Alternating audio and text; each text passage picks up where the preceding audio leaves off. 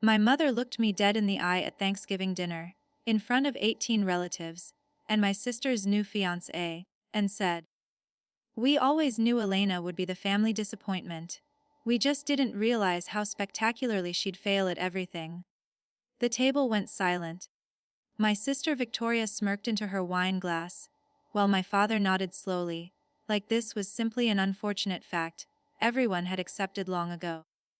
I was 34 years old, had just lost my job as a junior accountant, was wearing a dress I'd bought at a thrift store, and had arrived in an Uber, because my car had been repossessed 3 weeks earlier. Victoria, meanwhile, sat there in her Valentino suit, fresh from closing a $70 million real estate deal, her engagement ring catching the candlelight like a small star. She'd always been the golden child. Harvard-educated, ruthlessly ambitious, terrifyingly competent, while I was the one who barely graduated from a state school, who couldn't hold down a job, who lived in a 500-square-foot apartment in a neighborhood where gunshots were just background noise. But what they didn't know, what none of them could have possibly known as they sat there in my parents' Connecticut mansion eating $40 a pound turkey, was that I'd spent the last 6 months secretly building something in that tiny apartment. A software algorithm. A predictive analytics program for cryptocurrency markets. Something I'd coded late at night, after watching thousands of hours of tutorials. After teaching myself Python and machine learning. After pouring every failed job interview and every condescending family comment into lines of code that became smarter, sharper, more ruthless than I'd ever been allowed to be. I'd launched it quietly 2 months ago, with the last $800 in my bank account. And that morning, before I'd taken the Metro, North train to Connecticut, before I'd walked into that dining room full of people who saw me as nothing, I'd checked my account balance and seen a number that made my hands shake. $97,463,218. I didn't tell them. I sat there, let my mother's words cut into me one last time. Let Victoria's smug smile burn itself into my memory. Let my father's disappointed silence speak volumes. Then I excused myself, went to the bathroom, transferred $10 million into an offshore account, and decided exactly how I was going to destroy every single person at that table who'd ever made me feel small. And that was the moment I knew. The real revenge begins now. The train back to New York that night felt different. Like the world had tilted slightly on its axis, and I was the only one who'd noticed the change in gravity. I sat in a window seat watching the suburban Connecticut landscape blur into darkness, the lights of houses flickering past like dying stars. And I kept refreshing my phone screen, just to confirm the number was real. That those digits weren't going to disappear like some fever dream conjured by years of desperation and humiliation. But they stayed. $97 million. The algorithm I'd built, a neural network that analyzed patterns in cryptocurrency volatility, using a combination of social media sentiment analysis, transaction flow monitoring, and predictive modeling based on historical market corrections, had caught a wave I hadn't even anticipated, riding a series of coordinated pump and dump schemes by identifying the manipulation patterns before they fully materialized, then executing microsecond, precise trades that extracted value from the chaos itself. I hadn't meant to build something quite this effective. I just wanted to prove I wasn't stupid, that the learning disability I'd struggled with my entire childhood, the processing disorder that made traditional school torture, the way my brain worked differently than everyone else's, that none of it meant I was dumb. My phone buzzed with a text from Victoria. "Mom's upset you left early. Could have at least pretended to be grateful for dinner."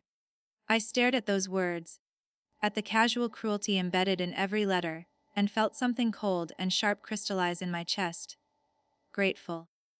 She wanted me to be grateful for the privilege of being humiliated in front of the family. Grateful for another reminder that I existed at the bottom of their hierarchy. Grateful for scraps from a table I'd never be allowed to sit at as an equal. I typed back, Tell mom thank you for a lovely evening, and added a smiley face emoji, playing the role they expected. The disappointing daughter who apologized for her own existence. But my other hand was already opening a secure browser, accessing the network of shell companies I'd set up through a law firm in Delaware, structures I'd researched obsessively during the months when I couldn't afford food and survived on ramen and spite. The money needed to be protected, distributed, made untraceable before I made my next move. Because Victoria didn't know it yet, but she'd just made the biggest mistake of her life. The apartment in Queens looked even smaller when I walked in just after midnight, the single window facing a brick wall, the radiator clanking with irregular rhythm, the smell of someone else's dinner seeping through the walls from the unit next door. I'd lived here for 2 years, ever since I'd been evicted from a slightly better place in Astoria. And every morning I woke up to the sound of rats in the walls, and the knowledge that my sister lived in a $3 million penthouse in Tribeca with floor-to-ceiling windows overlooking the Hudson River. She'd invited me there exactly once, 3 years ago, and spent the entire visit subtly pointing out everything I couldn't afford, every choice I'd made wrong, every way my life had diverged from hers. You could have had this too, she'd said, standing by those windows with a glass of wine that cost more than my monthly rent. If you'd just applied yourself, if you'd been smarter about your choices. I'd smiled and nodded and felt something inside me die a little more. The same thing that had been dying by degrees since we were children, since the first time my parents had compared our report cards and shaken their heads at mine. Since the first time Victoria had gotten praise for something that came naturally to her, while I'd struggled and failed at the same task. But I'd learned something important. During those years of failure, invisibility is a weapon, if you know how to use it. People who think you're stupid stop watching you carefully. They don't guard their words around you. Don't hide their schemes. Don't consider you capable of understanding the games they're playing. Victoria had spent 2 decades underestimating me, and in doing so, she'd shown me exactly how she operated. The calculated manipulation, the way she positioned herself as indispensable to our parents, the subtle poisoning of their perception of me, the strategic alliance building that put her at the center of every family decision. She thought she was invincible. She thought she'd won, and maybe she had, in the game we'd been playing. But I was about to change the rules entirely. I spent that first week doing nothing obvious, nothing that would signal change. I kept my phone service, kept my apartment, kept wearing the same thrift store clothes, kept living like someone who counted pennies. But behind the scenes, I was moving money through a labyrinth of accounts, converting cryptocurrency to stable assets, purchasing real estate through LLCs with names that meant nothing, building a financial infrastructure that would support what came next.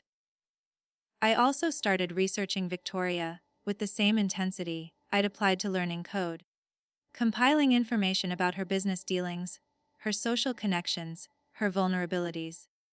My sister had built her empire on ruthless efficiency and strategic relationships, which meant she'd also made enemies, people she'd stepped on, deals she'd manipulated, competitors she'd crushed.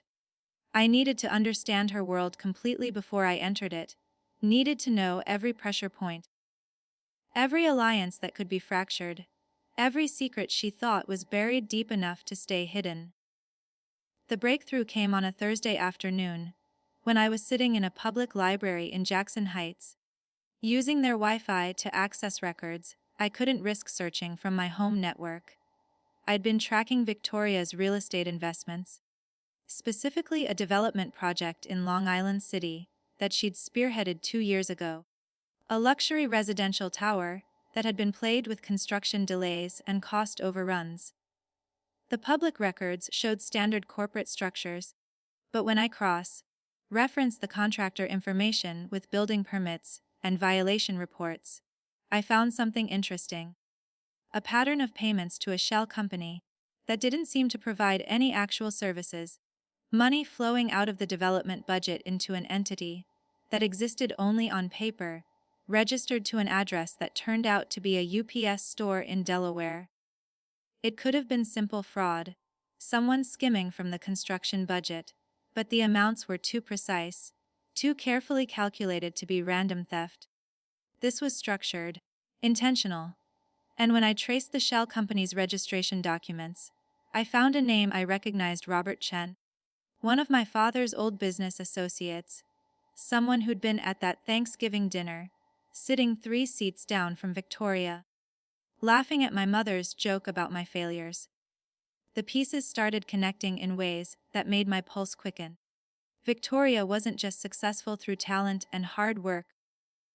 She was building her empire through the same kind of calculated theft she'd always accused other people of committing. The same kind of corner cutting she publicly condemned while privately perfecting. And she was doing it with the help of my parents' network, using connections they'd built over decades, trading on a family name, while simultaneously destroying the family member who didn't fit her narrative of success. The hypocrisy was breathtaking. The vulnerability it created was even more interesting. I started documenting everything, building a file that connected names and dates and money flows, creating a map of Victoria's actual business practices versus her public persona. She'd positioned herself as an ethical developer, someone who prioritized community impact and sustainable building practices, someone who'd given TED Talks about responsible capitalism. But the reality behind the polished exterior was a network of shortcuts, payoffs, code violations that were quietly resolved, environmental regulations that were circumvented through strategic donations to the right political campaigns. None of it was quite illegal enough to destroy her on its own. But all of it together painted a picture that would shatter the carefully constructed image she'd built, the image that had made her untouchable, the image our parents worshipped. But I didn't move yet. Revenge executed too quickly loses its power. I needed Victoria to feel safe, needed her to continue underestimating me, needed her to make the kind of mistakes that only come from absolute confidence in your own superiority. So I played my role perfectly, showing up to my mother's birthday dinner in March, wearing the same cheap dress I'd worn to Thanksgiving, driving there in a used Honda Civic I'd purchased for cash, but registered under my old name, living like someone who was still struggling, still failing, still the family disappointment. Victoria barely looked at me during the dinner, dismissing me with a glance before returning to a conversation with our father about her latest acquisition, a historic building in Brooklyn that she was converting into luxury condos. My mother patted my hand at one point and said, "It's okay, dear. Not everyone can be successful like your sister." And I smiled and thanked her for understanding, playing the part they needed me to play, while mentally calculating how much money I'd made in the last hour from automated trading algorithms running on servers I'd purchased in Iceland. The transformation I was planning required more than just money. It required reinvention, strategy, and perfect timing. I started with appearance, hiring an image consultant I found through a referral network that catered to newly wealthy tech entrepreneurs who needed to learn how to look the part. Her name was Margaret, a severe woman in her 50s who'd worked in fashion for decades and had a reputation for brutal honesty.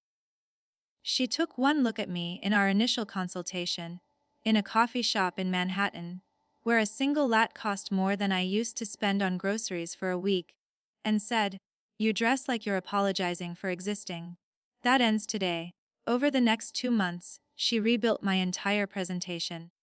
Not into some clone of Victoria's polished perfection, but into something sharper, more dangerous, more explicitly powerful. Custom-tailored suits in charcoal and navy, structured dresses that commanded attention, shoes that cost more than my first car, but made me feel like I could walk through walls.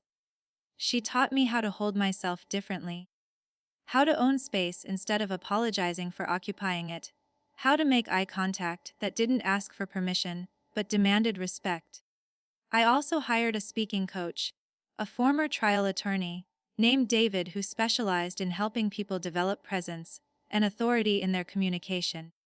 He worked with me twice a week, teaching me to eliminate the apologetic qualifiers I'd learned to pepper into every sentence.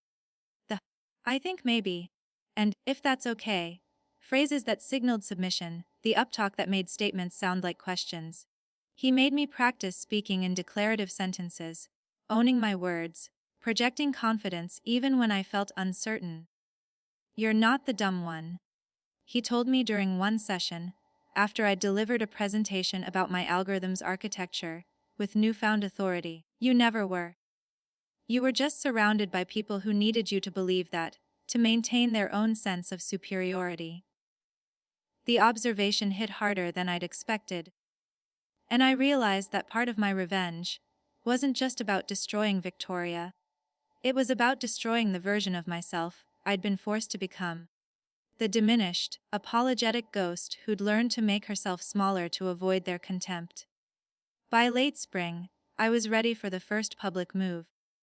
I'd established myself in the New York tech scene through a series of strategic investments in promising startups. Using a venture capital fund I'd created that operated under a name that didn't connect to my family. I attended industry events, networked with founders and other investors, built a reputation as someone with uncanny instincts for identifying valuable opportunities. People started recognizing me, started seeking me out, started treating me like someone who mattered. And through it all, I kept my family completely in the dark, maintaining the fiction of my failed life, while secretly building an empire that was starting to eclipse Victoria's in ways she wouldn't recognize until it was too late. The confrontation I'd been planning required the perfect setting, the right audience, the maximum possible impact. It came in the form of an invitation to the annual New York Real Estate Development Gala, a black tie event where Victoria would be receiving an award for her community development work, where our parents would be in attendance beaming with pride, where everyone who mattered in her world would be watching. I secured a ticket through one of my venture capital contacts, someone who sat on the gala's organizing committee and didn't know about my connection to the guest of honor. When I told my family I'd be attending, calling my mother from a burner phone to maintain the illusion that I couldn't afford a reliable cell plan, she sounded surprised and vaguely concerned. "How can you afford that, Elena? Those tickets are $5,000. I told her a friend had given me a +1 invitation lying smoothly, and she accepted it with audible relief that I hadn't somehow wasted money I didn't have. Victoria didn't even respond when my mother told her I'd be there, which was exactly the level of dismissal I'd been counting on. The night of the gala arrived with the kind of perfect late May weather that made Manhattan feel almost magical, the air warm but not humid, the sky that deep blue that comes just after sunset. I dressed in a custom gown that Margaret had commissioned specifically for this evening, a deep emerald silk that moved like water and cost more than Victoria's award ceremony outfit, though she wouldn't know that just by looking. My hair was done by a stylist who usually worked with actresses before red carpet events. Makeup applied by an artist who understood how to create a look that photographs beautifully under harsh lighting. When I looked in the mirror, before leaving my apartment, which I was keeping deliberately for situations exactly like this, I barely recognized the woman staring back. She looked powerful, dangerous, like someone who could destroy you with a smile. The gala was being held at the Plaza, the same hotel where my father's funeral reception had been, and walking back into those gilded halls felt like stepping into a memory that had been weaponized. The ballroom was filled with New York's real estate elite, developers and architects and city officials, everyone dressed in expensive fabric and political ambition. I spotted Victoria immediately, holding court near the bar in a white gown that made her look like a swan, our parents flanking her like proud sentries. My mother saw me first, her eyes widening in confusion that shifted quickly to something like alarm when she registered how I looked, how I moved through the crowd with the kind of confidence that suggested I belonged there. My father's expression was harder to read. Something between surprise and calculation, like he was trying to solve a puzzle he hadn't known existed. I didn't approach them. Instead, I circulated through the room, letting people come to me. Letting the rumors spread organically about the mysterious woman in the green dress, who seemed to know everyone, but whom nobody could quite place. I'd seeded enough contacts over the past months that I had allies in the room. People who knew me by my venture capital work. People who introduced me to others with phrases like, "You need to meet Elena. She's got the sharpest instincts in early stage tech investing I've ever seen." I watched Victoria notice these interactions. Watched her eyes narrow slightly as she tried to understand what was happening. Why I was suddenly being treated like someone who mattered in a room where I should have been invisible. The moment I'd been orchestrating came during the awards presentation. When Victoria was called to the stage to accept her trophy for community development excellence, she gave a speech that was perfectly calibrated for the audience, talking about the importance of building developments that served communities rather than just extracting value from them, about her commitment to ethical business practices, about how her parents had taught her that success meant nothing if it didn't improve the world around you. I stood in the back of the ballroom, watching my mother cry with pride, watching my father beam with satisfaction, and I waited. When Victoria finished her speech and returned to her table, basking in applause, I made my move. I approached their table with the kind of casual confidence Margaret had drilled into me, and the look on Victoria's face when she finally registered who I was, really registered, not just dismissed me as the family failure, was worth every humiliation I'd endured. "Elena," my mother said, her voice strained with confusion, "you look different." I smiled, the same polite smile I'd been giving them my entire life, but with something new underneath it, something sharp. "I wanted to congratulate Victoria on her award," I said, my voice clear and unwavering. None of the apologetic softness they were used to hearing. "It's quite an achievement, being recognized for ethical development practices. Must feel good to have your public image align so perfectly with your values." Victoria's eyes locked onto mine, and I saw the first flicker of uncertainty cross her face, a crack in the perfect composure. "Thank you," she said carefully, trying to regain control of the interaction. "What brings you here tonight? I didn't realize this was your kind of event." The condescension was subtle but deliberate, a reminder that I didn't belong. I let it hang in the air for a moment before responding. "Actually, I'm here as a guest of Michael Torres," I said, naming one of the most prominent real estate developers in the room, someone whose firm was twice the size of Victoria's. "We've been discussing some interesting investment opportunities. He thinks I have good instincts." I watched that information land. Watched Victoria's calculation shift. Watched her try to figure out what game I was playing. My father spoke up, his voice carrying that familiar edge of skepticism. "Investment opportunities. Elena, what are you talking about?" This was the moment. The inflection point where everything changed. I pulled out my phone, opened an email, and showed him the screen. It was a confirmation from my wealth management firm, summarizing my current portfolio value. The number at the bottom, which I'd had them adjust to show exactly $97,400,000, glowed in the dim light of the ballroom. "I've had some success recently," I said quietly, watching his face drain of color as his brain tried to process what he was seeing. "Turns out I wasn't the dumb one after all. I was just playing a different game than the rest of you understood." My mother grabbed the phone, looked at the screen, looked at me, looked back at the screen. Victoria stood up slowly, her composure finally cracking into something raw and dangerous. "That's not possible," she said, her voice low and tight.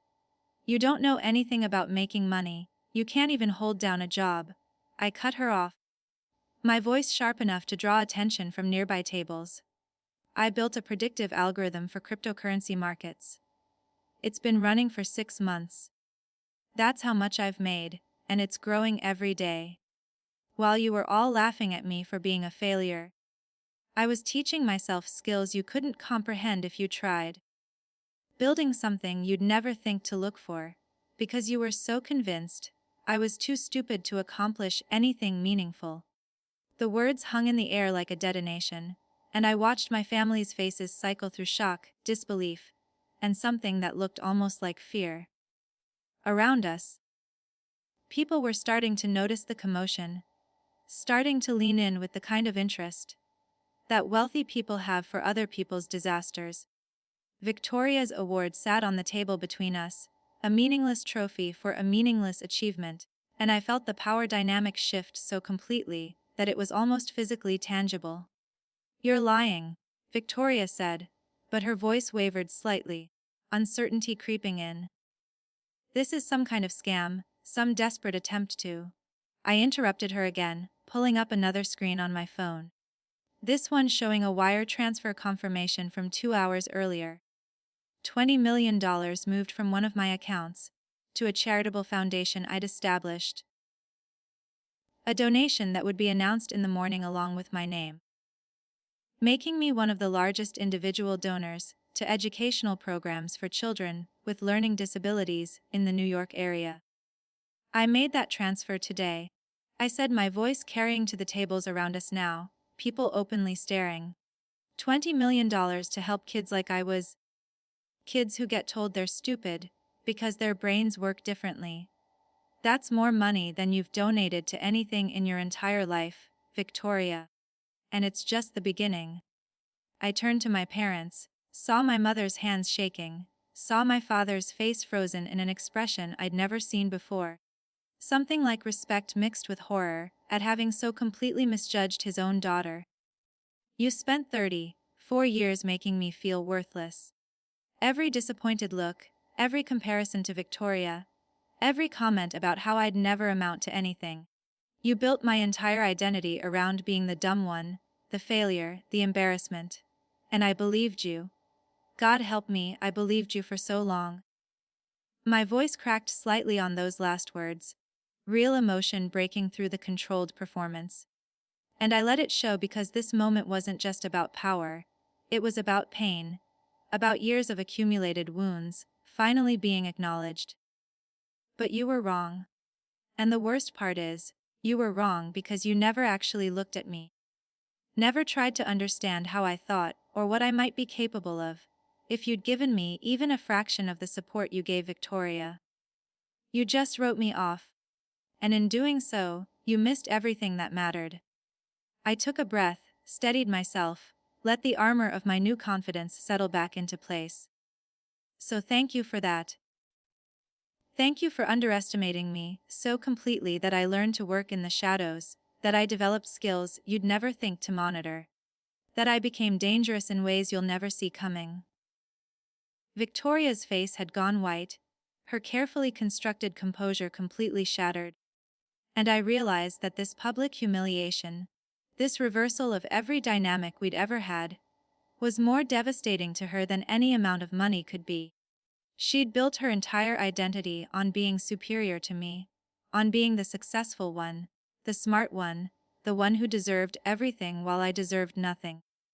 And I just destroyed that narrative in front of everyone who mattered in her world. In the same ballroom, where she'd just received an award for excellence, surrounded by the same people who'd witnessed my father's funeral reception, where she'd called me slow. The symmetry was perfect. The revenge was exquisite. But I wasn't done, not even close. This was just the opening move, the public declaration of war. The real destruction would come in the months ahead. Methodical and devastating, dismantling everything Victoria had built while making sure she knew exactly who was doing it and why. I turned to leave, to walk away from their shocked silence, and let the bomb I just detonated do its work, but Victoria grabbed my arm, her fingers digging in with desperate strength. "You think this changes anything?" she hissed, her voice low and venomous. "You think having money makes you one of us? You're still the same pathetic failure you've always been, just with a bank account you probably stole or scammed from someone." I looked down at her hand on my arm, then up at her face, and smiled with all the warmth of a knife blade. "Let go of me, Victoria. Or I'll make my next donation to a journalist I know who's very interested in construction fraud and the creative ways certain developers hide cost overruns through shell companies." Her hand released immediately, her face going from white to gray, as she understood the threat embedded in those words. She knew about the shell company. Which meant she knew I'd been digging, that I'd found things, that the money wasn't my only weapon. I leaned in close, speaking soft enough that only she could hear. "You taught me everything I needed to know about how to destroy someone. You just didn't realize I was paying attention." Then I walked away, my heels clicking against the marble floor with perfect rhythm, leaving behind a family that would never look at me the same way again. A sister who just discovered she'd been wrong about everything, and a room full of witnesses who would spread this story through New York's elite circles by morning. The satisfaction I felt walking out of that ballroom should have been enough. Should have felt like victory. But as I climbed into the car I'd hired for the evening, a black Mercedes with a driver who'd been instructed to take me to my real apartment, the penthouse I'd purchased in the West Village under an LLC, not the Queen's studio I was maintaining as a fiction, I realized the satisfaction was hollow at its core. That humiliating them hadn't filled the void their years of contempt had created. It had felt good in the moment, powerful and validating. But underneath the adrenaline was something darker, something hungrier, something that whispered this wasn't enough, would never be enough. That true revenge required not just their humiliation, but their complete destruction. The penthouse was everything Victoria's Tribeca apartment pretended to be. 3,000 square feet of floor-to-ceiling windows overlooking the Hudson River, minimalist furniture that cost more than most people's cars. Art on the walls that I'd purchased from galleries in Chelsea. Not because I understood it, but because owning it meant something in the circles I was infiltrating. I poured myself a glass of whiskey from a bottle that cost $400, stood at the window watching the city lights reflect off the dark water, and planned my next move.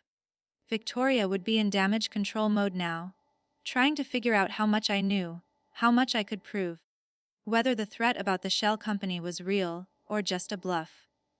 She'd be scared, which meant she'd be dangerous, which meant I needed to be smarter, faster, more ruthless than she'd ever been. My phone started buzzing with messages around midnight, my mother, my father, even some of my extended family who'd been at the gala, everyone demanding explanations, apologies, clarification about what had happened. I ignored all of them except one, a text from a number I didn't recognize that said simply, "We should talk. Coffee tomorrow, 10 a.m., Bluestone Lane in Tribeca." Victoria wanted to meet. Wanted to negotiate, probably, or threaten, or try to regain some control over a situation that had spiraled beyond her management. I stared at that message for a long time, weighing options, considering angles. Meeting her was a risk. She'd be on her territory, in her neighborhood, with home field advantage. But refusing would signal fear, would suggest I wasn't confident in my position. And more importantly, I wanted to look her in the eye again. Wanted to see what she looked like when she wasn't performing for an audience, when it was just the two of us and the decades of accumulated poison between us. I texted back, "OLN AM. The Mermaid Inn, East Village. I'll send you the address." Taking control of the location, the time forcing her to come to my territory instead. There was a long pause before her response came through. "Fine." That single word carried so much rage, I could almost feel it vibrating through the screen. And I smiled into my whiskey, savoring the small victory of having made her bend to my will even in this tiny interaction. Sleep that night was fractured. My mind racing through scenarios and strategies, playing out conversations and calculating responses. I dreamed of my father's funeral. But in the dream Victoria was the one in the casket, and I was the one standing over her, telling everyone how disappointing she'd been. How she'd never quite lived up to her potential. I woke up at dawn with my heart pounding, disturbed by the viciousness of my own subconscious. By how much I wanted not just to defeat her, but to erase her, to make her feel every ounce of worthlessness she'd spent years making me feel. The line between justice and cruelty was getting harder to see, and part of me wondered if I'd already crossed it.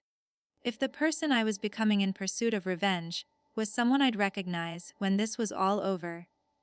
But I pushed those thoughts aside, got up, went through my morning routine in the pristine bathroom with its heated floors and rainfall shower, dressed in a casual but expensive outfit that said I didn't need to try hard to look successful.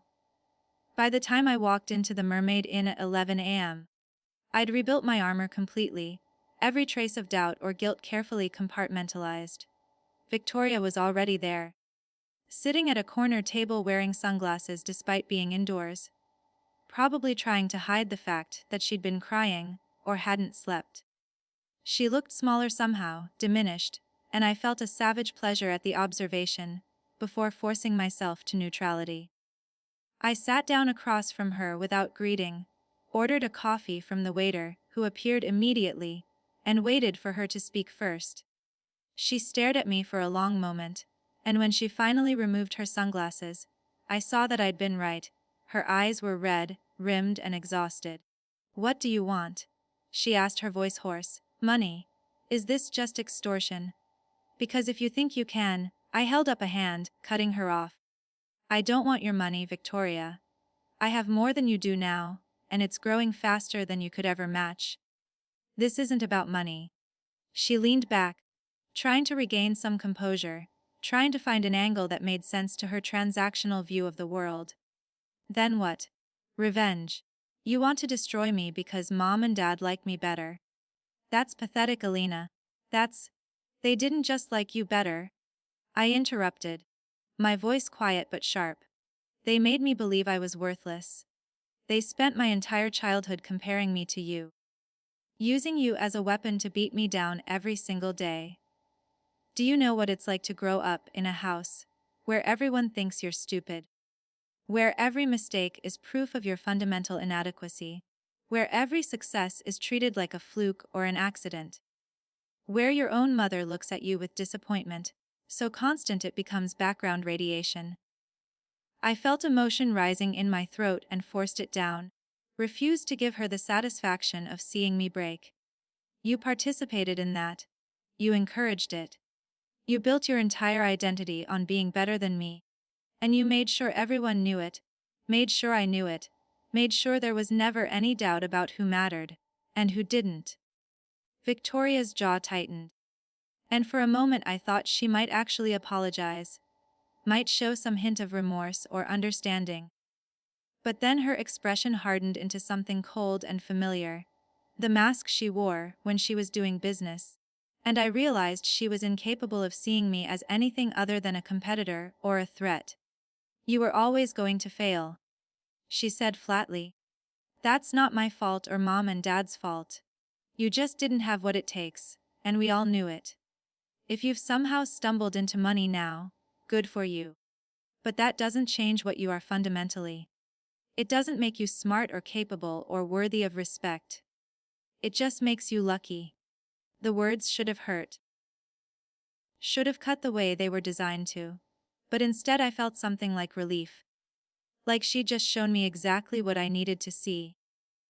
She would never acknowledge the harm she'd caused, never admit that her treatment of me had been cruel, never allow space for the possibility that she'd been wrong. Which meant I didn't need to feel guilty about what I was going to do to her. She'd given me permission, in a way, by revealing that she still saw me as beneath her, still believed the narrative she'd constructed even in the face of overwhelming evidence to the contrary. "You're right," I said calmly, watching confusion flicker across her face at my agreement. "I was lucky. Lucky that you all underestimated me so completely. Lucky that you never thought to watch what I was doing, never considered that I might be capable of learning, and growing and building something you couldn't see. Lucky that your contempt made you blind." I leaned forward, holding her gaze. "But here's the thing about luck, Victoria. It runs out. And yours just did.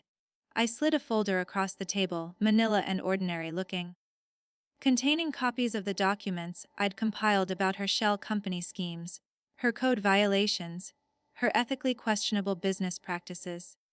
That's a preview of what I've found so far. And I'm still digging.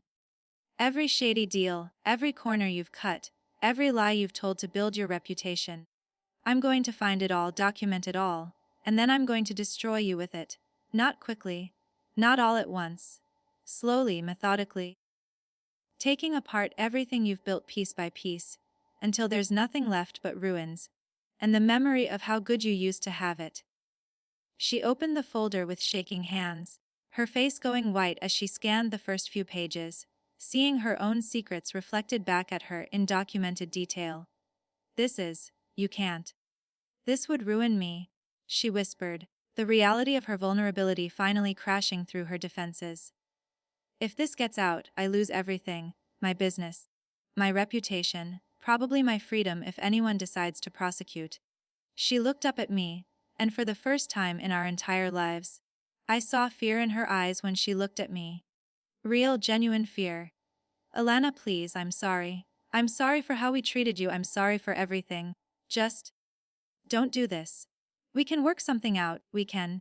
Now you're sorry, I said, the bitterness in my voice surprising even me. Now that I have power over you. Now that you're the one who's vulnerable. But you weren't sorry last week, or last year, or any of the thousands of times you made me feel small. You're not sorry for what you did. You're sorry you might face consequences for it. I stood up, leaving my coffee untouched, looking down at her with all the contempt she'd ever shown me reflected back. I'm going to give you the same consideration you gave me my entire life. Which is to say, none at all. Watch your empire crumble, Victoria. And know that I'm the one tearing it down.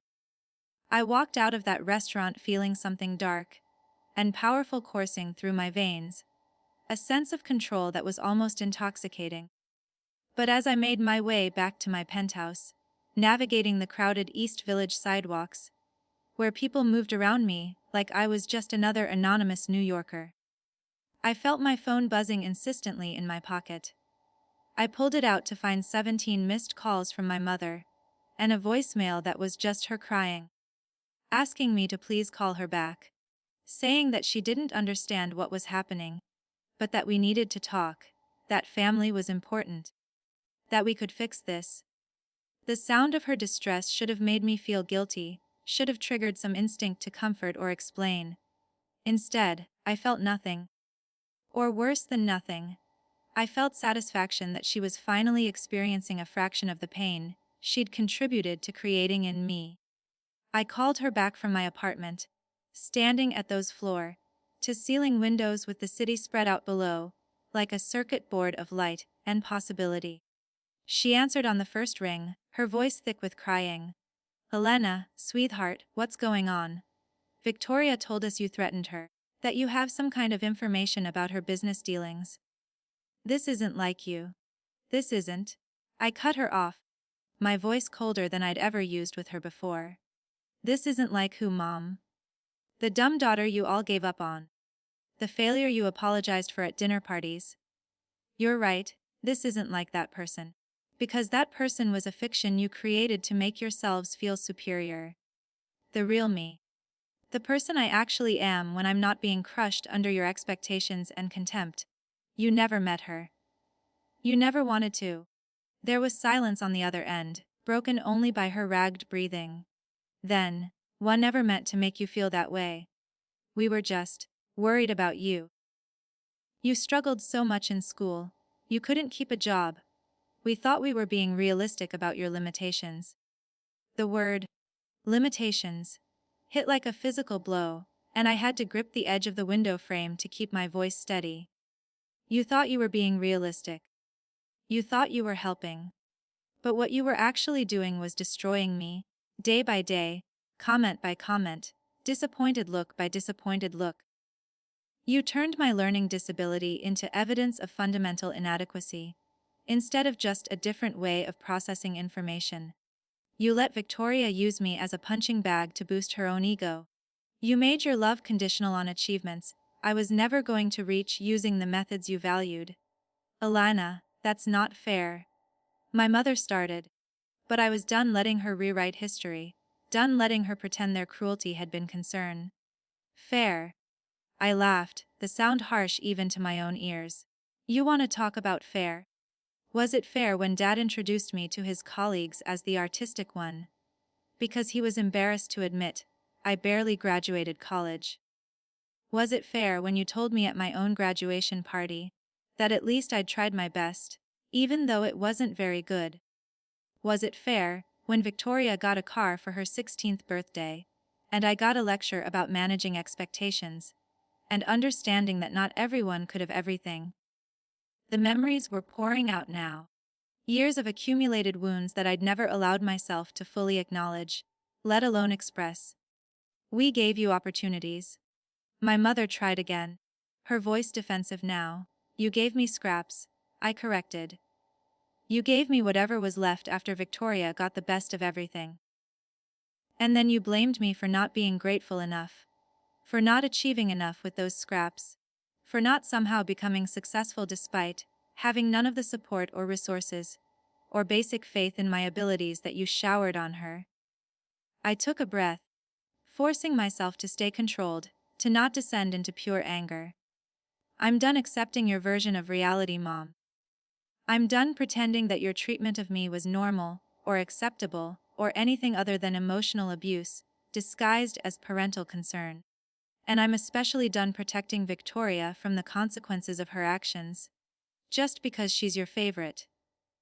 The words hung in the air. And I could hear my mother crying harder now. Could imagine her in the Connecticut mansion, surrounded by all the things my father's money had bought. All the comfort and security that had somehow never translated into empathy or kindness for the daughter who didn't fit their mold. Part of me wanted to comfort her, to take back the harsh truths I'd spoken, to return to my familiar role as the one who apologized and made peace, and accepted whatever crumbs of affection they were willing to give. But I'd spent 34 years being that person, and she'd gotten me nowhere except more years of contempt and disappointment. I have to go, Mom, I said, my voice gentler now but still firm. If you want to have a relationship with me going forward, it's going to have to be on completely different terms. I'm not your dumb daughter anymore. I'm not your failure. I'm not your disappointment.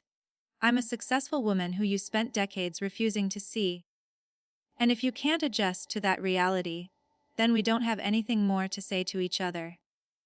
I hung up before she could respond, before I could hear whatever new plea or justification, or attempt at manipulation she might offer.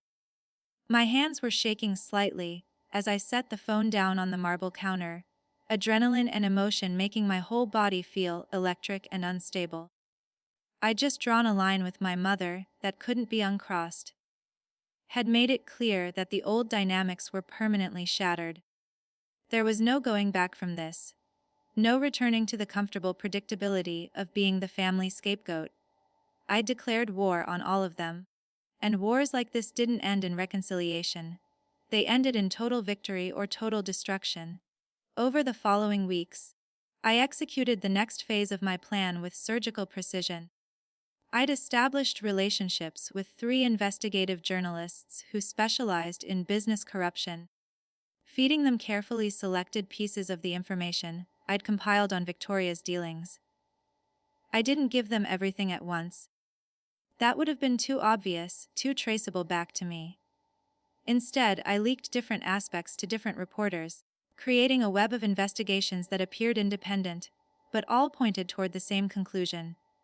Victoria's empire was built on fraud, corner cutting, and systematic exploitation of regulatory loopholes. The first article dropped in a business journal. A seemingly random piece about construction irregularities in Long Island City luxury developments. It didn't name Victoria specifically, but anyone who knew the industry could identify her firm from the details. The second came 2 weeks later in a larger publication, this one specifically investigating shell company structures used to hide cost overruns. This one did name her, though buried in the middle of a longer piece about industry-wide practices. I watched Victoria's response to these articles, through my network of contacts in her world. People who didn't know about my involvement, but were happy to gossip about the industry drama. She'd hired a crisis management firm, was preparing defensive statements, was trying to position herself as a victim of journalistic overreach and competitor sabotage. She was fighting back, which meant she thought she could win, which meant she hadn't yet grasped the full scope of what she was facing. I let her think that for a while. Let her believe this was just normal business headwinds that she could weather through skill and connections. Meanwhile, I was preparing the kill shot. A comprehensive exposé that would connect all the pieces, name all the names, show the full pattern of her corruption in undeniable detail. I'd given this package to a Pulitzer-winning investigative reporter who'd been working on a long-form piece about real estate fraud in New York, and she was scheduled to publish in 3 weeks. But then something unexpected happened. I received a letter, delivered by messenger to my penthouse, written in my father's handwriting on his personal stationery. The envelope was thick, the weight of it suggesting multiple pages, and I stared at it for a long time before opening it, my heart doing complicated things in my chest. We hadn't spoken since the gala, hadn't communicated at all, and I wasn't sure what I expected to find inside. The letter, when I finally read it, was not what I'd anticipated. It wasn't an apology or a plea or even a defense. It was a confession. My father wrote in detail about his own failures as a parent, about how he'd projected his disappointments in himself onto me, about how watching me struggle had reminded him of his own inadequacies, and so he'd distanced himself rather than confronting those feelings. He wrote about the business he'd lost in 2008, about how it had shattered his sense of himself as a competent provider, about how Victoria's success had allowed him to vicariously redeem himself, while my struggles had been an unwelcome reminder of what failure felt like. He didn't excuse his behavior or minimize its impact. Instead, he acknowledged in stark, painful detail all the ways he'd failed me. All the moments when he'd chosen Victoria over me. All the times he'd let my mother's harsh judgments stand unchallenged, because it was easier than confronting the truth that we'd been destroying our daughter. The letter was 5 pages long, handwritten, clearly composed over many drafts, based on the way certain phrases were precisely crafted, while others rambled with emotion. And at the end, he wrote something that made my hands shake as I read it. I know you're planning to destroy Victoria. Your mother thinks it's just sibling rivalry escalated by money, but I know you better than she realizes. I've been watching you your whole life. Even when it seemed like I wasn't paying attention, and I recognize the pattern you're following. You're systematically dismantling everything she's built. And you're doing it with a precision that terrifies me, because it means I taught you nothing about mercy or forgiveness. I taught you revenge. I taught you that the world rewards ruthlessness and punishes weakness. And now you're using those lessons against us, and I can't even say you're wrong to do it. But I'm asking you, as your father, to consider what you'll be left with when this is over. When you've destroyed Victoria, ruined our family's reputation, punished us all for our failures, what will you have then except the same emptiness we gave you? Except now it will be an emptiness you chose. I read that final paragraph 3 times, feeling something crack in the armor I'd built around my heart. He was asking me to stop. Not demanding, not threatening. Just asking, and acknowledging that he had no right to expect mercy, after showing me none. The letter didn't change what they'd done to me. Didn't erase the damage or make the years of pain disappear. But it was the first time anyone in my family had actually seen me clearly, had acknowledged the truth of what had happened, had taken responsibility without making excuses. And it made me realize something uncomfortable, that my revenge, as justified as it might be, was turning me into a version of myself I wasn't sure I wanted to become. A person who derived satisfaction from others' suffering, who measured success by how completely she could destroy her enemies, who had replaced the wound of being unloved with the wound of being unloving. I sat at my window for hours that night, watching the city lights blur as tears finally came, not pretty crying but the ugly, gasping kind that comes from years of suppressed grief, finally breaking through.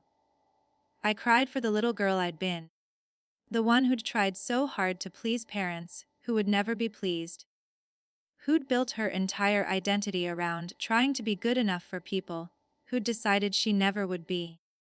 I cried for the teenager who'd believed she was stupid, who'd internalized every criticism until it became her truth.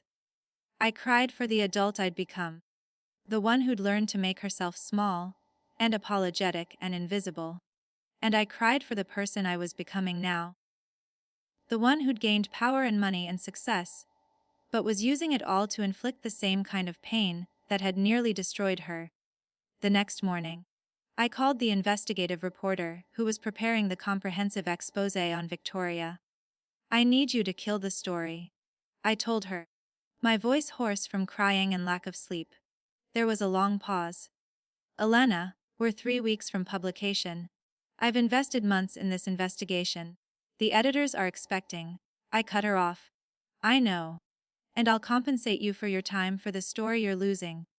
Name your price. But I need this killed, and I need any other reporters working on related stories to receive information that undermines their angle. I need this to go away." "Why?" she asked, and I could hear genuine confusion in her voice. "You gave me everything I needed to take her down. This is legitimate journalism, exposing real corruption. Why would you want to protect her now?" It was a good question, one I wasn't sure I had a good answer for. "Because revenge doesn't actually fix anything," I finally said. "It just creates more damage. And I've caused enough damage already." There was another pause. Then, "You're sure about this?" I thought about my father's letter, about the emptiness he'd described, about the person I'd see in the mirror if I went through with destroying my sister. "I'm sure," I said. "Kill the story." But I didn't stop there. Over the next 2 weeks, I systematically contacted every journalist I'd been feeding information to, every investigator who was looking into Victoria's business practices, and either paid them to drop their investigations or provided them with contradictory information that muddied the waters enough to make the stories unpublishable. I spent nearly $10 million making my revenge disappear, which was both absurd and somehow fitting. I'd learned to weaponize money in the same way my family had, using it to control narratives and buy outcomes. Except I was using it to undo harm rather than cause it. Victoria found out, of course. She called me 3 days after the last story was killed, her voice shaking with confusion, and something that might have been relief. "The reporter from the Journal just told me the investigation is being shut down. And the Times piece got spiked. And the Business Journal is running a correction, saying their original story had sourcing issues." "What did you do?" "I was in my penthouse packing boxes, preparing for the next phase of whatever my life was going to become." "I made them stop," I said simply. "I gave you back what you would have lost. Consider it a gift from your dumb little sister." "Why?" The word came out almost as a whisper, like she couldn't comprehend the logic behind mercy. "Because I realized that destroying you wouldn't make me whole," I said, surprised by how true the words felt as I spoke them. "It would just prove that I'd become everything I hated about our family. Someone who measured worth in terms of power and control. Someone who punished weakness. Someone who couldn't love without conditions. And I don't want to be that person, even if it means you get away with everything you've done." There was a long silence, and I could hear her breathing on the other end, could imagine her in her Tribeca penthouse, struggling to process this development. "I don't understand you," she finally said. "I never have. You were always so different, so willing to just accept things, to not fight back, to be okay with less, and now you're this, powerful enough to destroy me but choosing not to. Why aren't you more like me?" The question was so absurd, so perfectly encapsulating everything wrong with her worldview, that I almost laughed. Because being like you nearly killed me, Victoria. Because your way of existing in the world, the competition, the ruthlessness, the constant need to prove superiority, that's not strength. It's fear.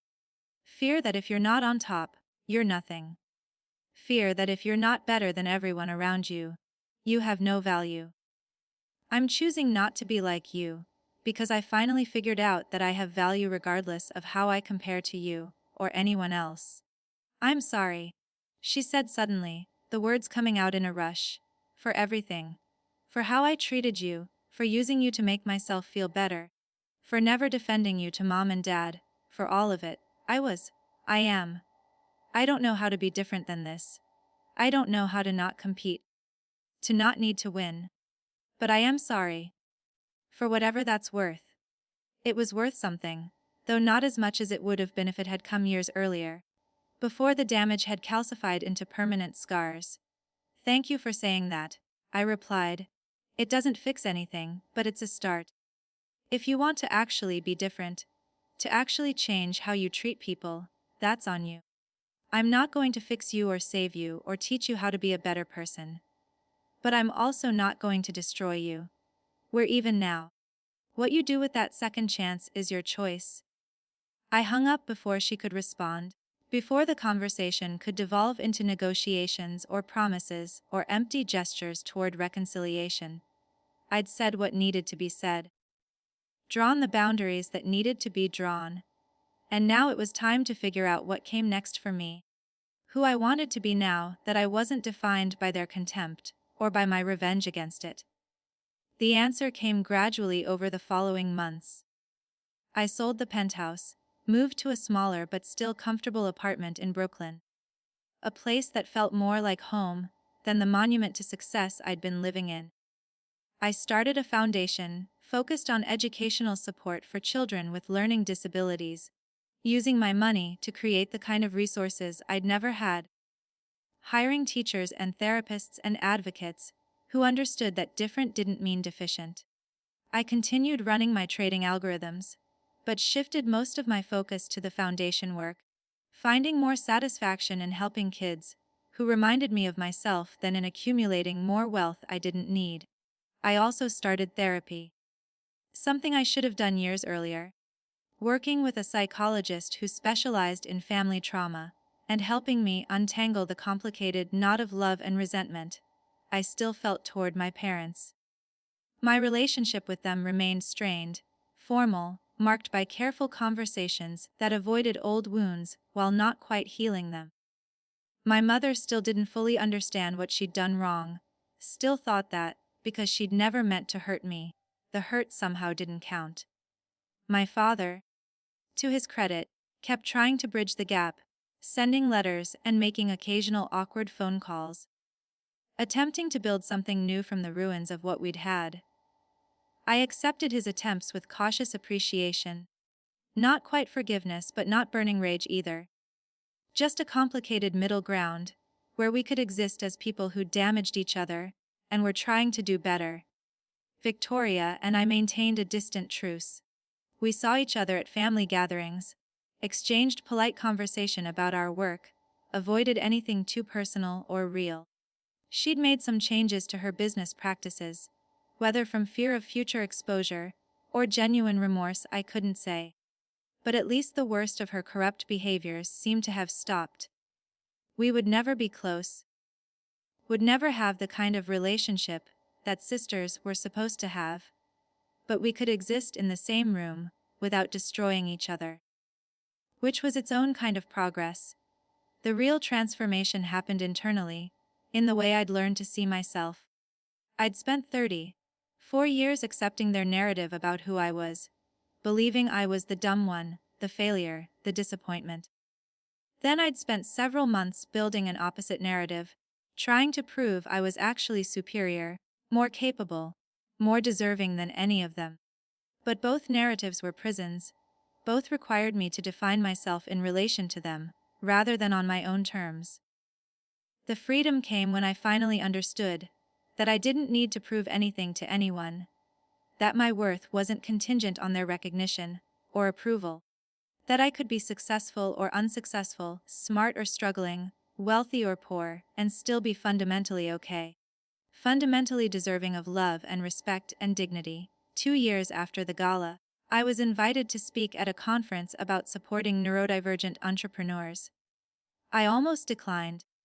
Public speaking still terrified me, in ways that trading millions of dollars somehow didn't. But my therapist encouraged me to do it, said it might be healing to share my story. So I found myself standing on a stage, in front of 300 people. My hands shaking slightly as I gripped the podium, looking out at an audience that included some of the same people who'd witnessed my confrontation with Victoria. And I told them everything. Not the revenge part, not the millions of dollars or the destroyed relationships, but the real story underneath all of that. A girl who'd been told she was stupid, who'd believed it, who'd almost let that belief destroy her, and who'd finally learned that the assessments other people make of us, even people who are supposed to love us unconditionally, don't have to define our reality. I made $97 million. I told them, my voice stronger now, and it didn't make me smarter or better or more valuable as a person. It just gave me resources and options I hadn't had before. The real transformation happened when I stopped measuring my worth by external metrics, money, achievements, other people's approval, and started measuring it by internal ones. Do I treat people with kindness? Am I using my resources to create positive change? Am I living according to my values? Those are the questions that matter. Not how much money I have or whether my family thinks I'm successful. The speech was received well. People approached me afterward to share their own stories of being underestimated, and I realized that the revenge I'd abandoned, the systematic destruction of Victoria's empire, would have meant nothing compared to this. To helping other people escape the same trap I'd been caught in for so long. I still had complicated feelings about my family. Still felt flashes of anger when I remembered particularly painful moments from my childhood. Still struggled with the urge to prove myself, to show them they'd been wrong, to make them hurt the way they'd hurt me. But those feelings had less power over me now. Less ability to dictate my choices or define my identity. I'd learned that carrying resentment was like drinking poison and expecting the other person to die. That true strength wasn't in how completely you could destroy your enemies, but in how completely you could refuse to let them destroy you. And perhaps most importantly, I'd learned that the best revenge wasn't revenge at all. It was building a life so genuinely fulfilling, so aligned with my actual values and desires, that the opinions of people who'd never really seen me became irrelevant. I didn't need my parents to acknowledge they'd been wrong about me. I didn't need Victoria to admit I was smarter than she'd realized. I didn't need anyone's validation or recognition, because I'd finally learned to validate and recognize myself. The $97 million sat in various accounts and investments, growing steadily, funding my foundation, and supporting causes I cared about. It had started as proof that I wasn't the dumb one, evidence I could wave in their faces to shatter their assumptions. But it had become something better than that, a tool for creating change. For helping kids who were going through what I'd gone through. For building something meaningful, rather than just tearing down the people who'd hurt me. Sometimes late at night, standing at the window of my Brooklyn apartment, watching the city lights blur and shift, I thought about the alternate version of this story. The one where I'd gone through with my revenge, destroyed Victoria, ruined my family's reputation, made them all pay for every wound they'd inflicted. That version of me would have won, in a sense. Would have proven her power, demonstrated her superiority, exacted perfect justice for every injustice she'd suffered. But she also would have been empty, hollow, defined entirely by the harm she'd overcome, and the harm she'd inflicted in return. She would have been victorious and miserable, powerful and alone, successful by every external metric, and broken in ways that no amount of money could fix. I'd chosen a different path, harder in some ways because it required me to let go of the satisfying simplicity of revenge, The clean narrative of the wronged party, rising up to destroy her oppressors. My path was messier, more complicated, full of ambiguity and unresolved emotions and relationships that would never be fully healed. But it was also more human, more real, more aligned with the person I actually wanted to become rather than the person my pain had been shaping me into. The story didn't have a clean ending. No final confrontation where everyone acknowledged their mistakes and tearfully reconciled. Real life wasn't like that. Instead, it had a tentative, ongoing process of people trying to do better, failing sometimes, succeeding occasionally, learning to live with the damage they'd caused and received. My parents would probably never fully understand what they'd done to me, would probably never be able to give me the childhood I deserved to have had. Victoria would probably never stop seeing the world through a lens of competition and hierarchy, would probably never fully grasp what it meant to value someone who couldn't do anything for you.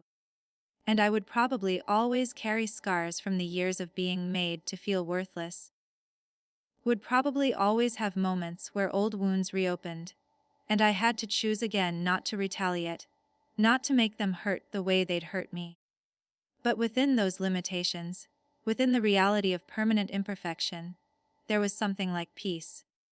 The knowledge that I'd been tested, had been given the power to destroy the people who destroyed me, and had chosen mercy over vengeance, growth over revenge, building over burning.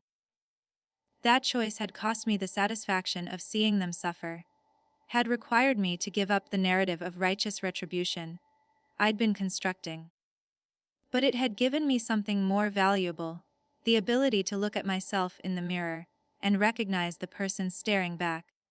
Not as the dumb one, or the successful one, or the vengeful one, but simply as someone doing her best to be good in a world that made goodness complicated. Years later, at a family gathering for my niece's graduation, Victoria had eventually married and had children, and I'd become the aunt who sent generous gifts and showed up for major events while maintaining careful emotional distance. My mother pulled me aside in the garden of my parents' Connecticut house. She was older now, her hair fully gray, her face lined with years and regrets. "I've been wanting to talk to you," she said, her voice uncertain in a way I'd never heard before. "To really talk, not just these surface conversations we've been having." I waited, not making it easy for her, not rushing to fill the silence with reassurance. She'd taught me that trick, actually, though she'd probably never realized it. The power of letting discomfort exist until the other person became desperate to resolve it. "I was wrong," she finally said, the words clearly difficult for her. "About so many things. About you, about what mattered, about how we raised you in Victoria. I made you into something to be fixed instead of someone to be loved. And I can't take that back. I can't give you the childhood you deserved, can't undo the damage. But I want you to know that I see it now. I see what we did. And I'm sorry, and I know that sorry isn't enough, but it's all I have to give you." She was crying, had probably been working up to this conversation for years, and I felt a complicated tangle of emotions, sympathy for her distress, anger at how long it had taken for this acknowledgement, grief for all the years we'd wasted, and something like tenderness for this imperfect woman who'd caused me so much pain while genuinely believing she was helping. "Thank you for saying that, Mom," I said carefully, neither accepting nor rejecting her apology, just acknowledging it. "It matters that you can see it now, even if it doesn't change what happened." We stood there together in the garden, two women who shared genetics and history, and wounds that would never fully heal. And for the first time, I felt like we were seeing each other clearly, not mother and disappointing daughter, not the woman who'd failed and the woman who'd been failed, but just two complicated people who'd hurt each other and were trying, imperfectly, to do better. Inside the house, I could hear laughter and celebration. Victoria's voice rising above the others as she told some story about her daughter's academic achievements. My father responding with pride. The family dynamic playing out in familiar patterns. But I wasn't part of that dynamic anymore, not in the same way. I'd carved out my own space, built my own life, created my own definition of success that had nothing to do with their measurements or approval. The $97 million had been the catalyst, the proof that their assessment of me had been wrong, but it wasn't the victory itself. The victory was standing in this garden, having this honest conversation, feeling genuinely okay with both my mother's limitations and my own, not needing her to be different than she was, and not needing to punish her for her failures. That was the real revenge, I realized. Not making them hurt. Not destroying what they'd built. Not even making them acknowledge their mistakes, though that acknowledgement was valuable in its own way. The real revenge was becoming so completely whole, so genuinely at peace with who I was, that their opinions stopped having the power to wound me. They'd spent years making me believe I was the dumb one, the failure, the disappointment. And I'd spent years proving them wrong, by every external metric possible. But the final proof, the ultimate demonstration of their error, wasn't in the money or the success or the empire I could have built. It was in the simple, quiet truth that I'd learned to love myself, in spite of everything they'd done to prevent it. That I'd found value and meaning and purpose, in a life they'd taught me to see as worthless. That I'd survived their contempt, and come out the other side, not destroyed but transformed. Not broken but rebuilt into something stronger and more complex and more genuinely human than the perfect, polished, ruthlessly successful daughter they'd always wanted. The sun was setting over the Connecticut suburbs, painting everything in shades of gold and amber. And I stood there with my mother in that garden, and felt something I hadn't expected to feel: gratitude. Not for what she'd done to me. That damage was real and permanent, and would always be part of my history. But for what I'd become because of it, for the strength I'd developed, for the empathy I'd cultivated, for the understanding that people's worst assessments of us don't have to define our reality. She'd tried to make me small, and instead she'd forced me to become large in ways she'd never anticipated, never valued, never understood. And that was its own kind of poetry. Its own perfect revenge, the revenge of becoming everything she'd never thought I could be. Not to prove her wrong, but because I'd finally learned to prove myself right.